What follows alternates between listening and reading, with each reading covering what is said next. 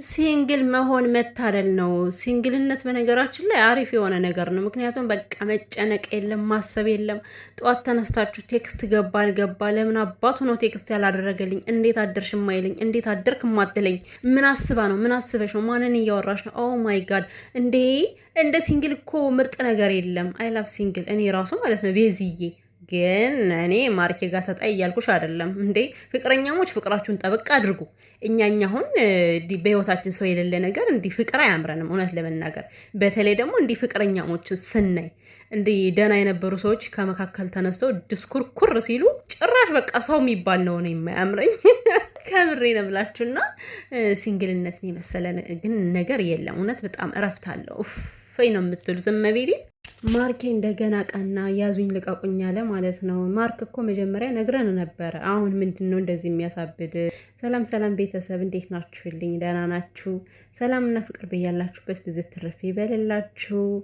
ኤድ ሙባረክ፣ እንኳን አደረሳችሁ። ያው ትናንት አልተገናኘንም፣ በእርግጥ ኮሚኒቲ ላይ ብያለው። ነገር ግን በድምፅ ደግሞ ልበላችሁ ብዬ ነው። የኔ ውዶች እንዴት ነበረ በዓል? እንዴት አሳለፋችሁ? ያው በሰው ሀገር በዓል እንዴት ነው ተብሎ እንኳን ለመጠየቅ ይከብዳል። እንደምንም ሆናችሁ ስለማታሳልፉት ያው በስራ ስለሆነ ብዬ ነው። እንግዲህ ስራውም ድካሙም ይቀንሳል ብዬ አስባለሁ።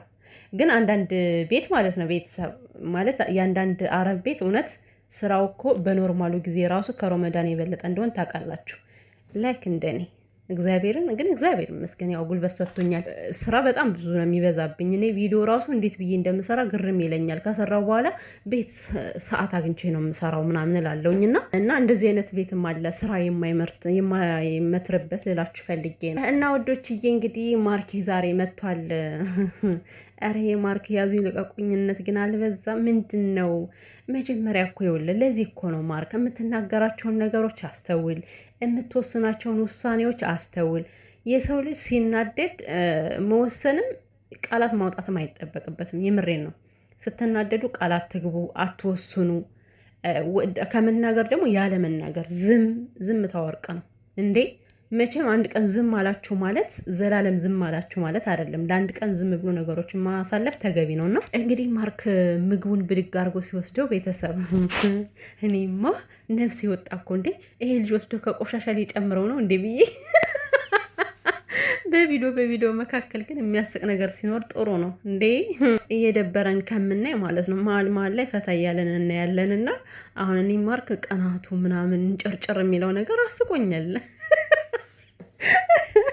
ግን እውነት ነው እኮ እኛ ሰዎች ማለት ነው ለምንድን ነው የጣልነውን ሲያነሱብን የማንወደው? ያ ነገር እኮ በቃኝ፣ እዚህ በኋላ ለእኔ ምንም የሚጠቅም ነገር አይደለም ብለን ከሌላ ላይ ስናየው በቃ እንደብድ ነው የሚያደርገን። እና ጭራሽ ትጎራረሽልኛለሽ። አሀ ይሄን ነበር አይደለም የምትፈልጊው እኮ ለዚህ እኮ ነው አስመሳይ ነሽ፣ ታስመስያለሽ። ኧረ ማርኬታው አንተ እያስመሰለች አይደለም፣ እሷ አታስመስልም። የምር በጣም ምርጥ አፍቃሪ ነበረች። ነበረችም አይደለም ምርጥ አፍቃሪ ነች። ምኑ ታየና ነው ደግሞ ነበረች ምለው? መች ተለያዩ? እንግዲህ ማርክ መጀመሪያ ላይ የምትወስናቸው ውሳኔዎች በስሜታዊ ሆነህ እንደሆነ ነው ዛሬ ቪዲዮ የተረዳሁት ማለት። ምክንያቱም ለምሳሌ ቤተሰብ አሁን ትናንትና እኔ መምጣት ስላልቻልኩ ቪዲዮ ስላልሰራሁ እንጂ ቪዲዮቸውን አይቻለሁ። እና ማርክ ዝም ብዬ ስረዳው ወይ ወደ ቤዚ መመለስ ፈልጓል። አሁን አንዳንዴ ማርክ መታረቅ ሲፈልግ ጊዜ ያስፈልገኛል፣ ጊዜ ይፈተዋል ይላል። አያችሁ፣ ከእሷ ጋር መለየት እንደማይፈልግ ነው እኔ የተረዳሁት። እና ግን በሰዓቱ ምን እንደሚያናድደው አላውቅም፣ እንደዛ የሚናገራቸው ቃላቶች። እና ከእናቱ ጋር እርግጥ ነው ተጣልቷል። የተጣላውም ደግሞ ለእነሱ ሰላም ሲባል እንጂ ከመሬት ተነስታ አይደለም ማሚ የተጣላችሁ። እና ቤዚን እሱ እንደተናገረው በቃ ከህይወቴ ውጭልኝ፣ እኔ አልፈልግም፣ ከአንቺ ምንም አይነት ነገር እንዲኖረኝ አልፈልግም ብሎ ልኳታል አይደለ?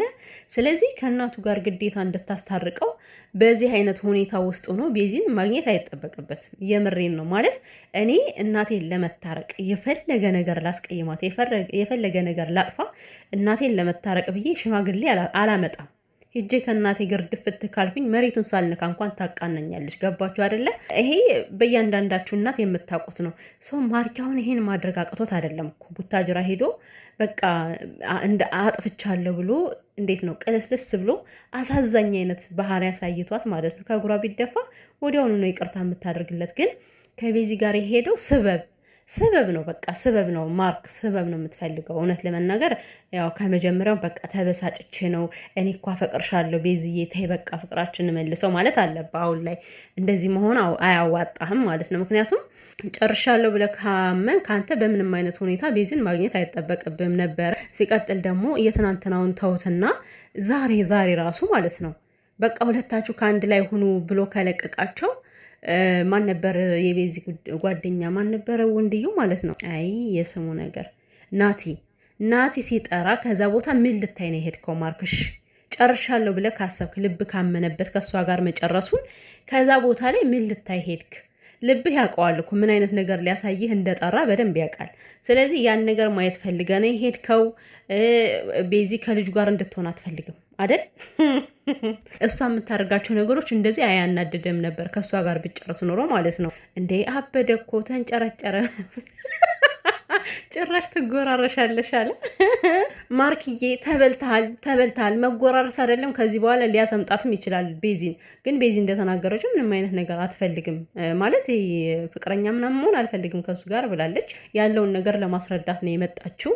ነገር ግን ምንም ነገ የሚፈጠረው አይታወቅም እና በመካከል ሰው ማስገባት ይሄ ነው ትርፉ። በቃ እንዳለ ክፍተቱን እያሰፋባችሁ እንጂ ክፍተቱን እያጠበበ የሚሄድ ሰው የለም በዚህ ጊዜ ላይ ማለት ነው። ሲቀጥል አንተ ከመጀመሪያውንም ክፍተት ፈጥራል እኮ። ይሄ ልጅ ሰተት አድርገህ ማምጣት አልነበረብም።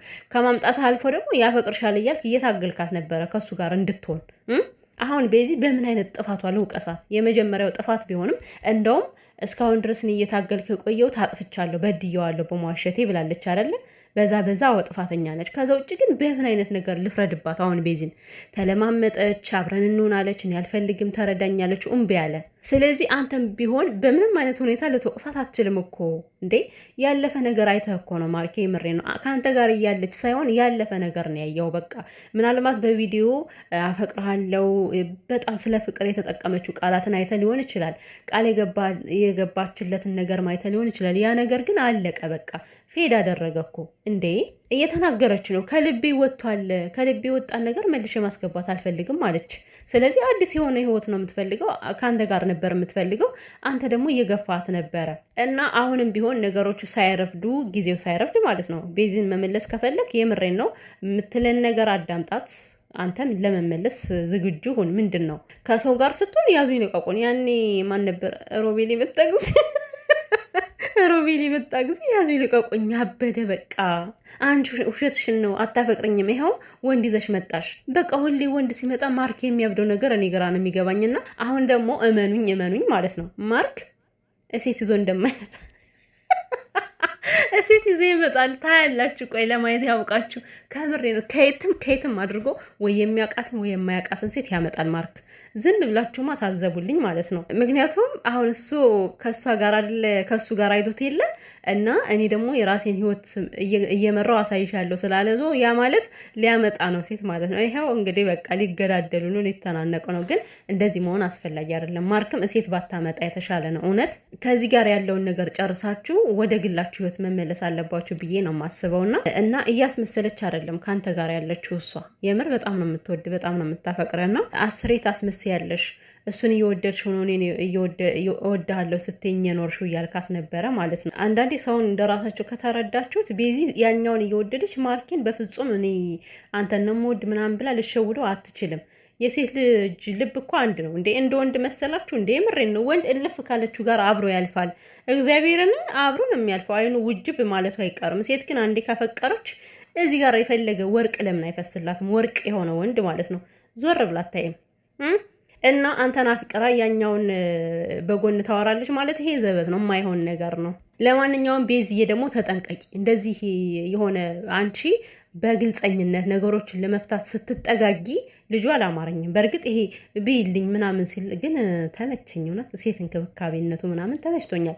እዛ በተረፈ ግን ማለት ነው ቤዚ ነግሬሻለሁ፣ ከዚህ ልጅ ጋር መጠጋጋቱ ይቅርብሽ።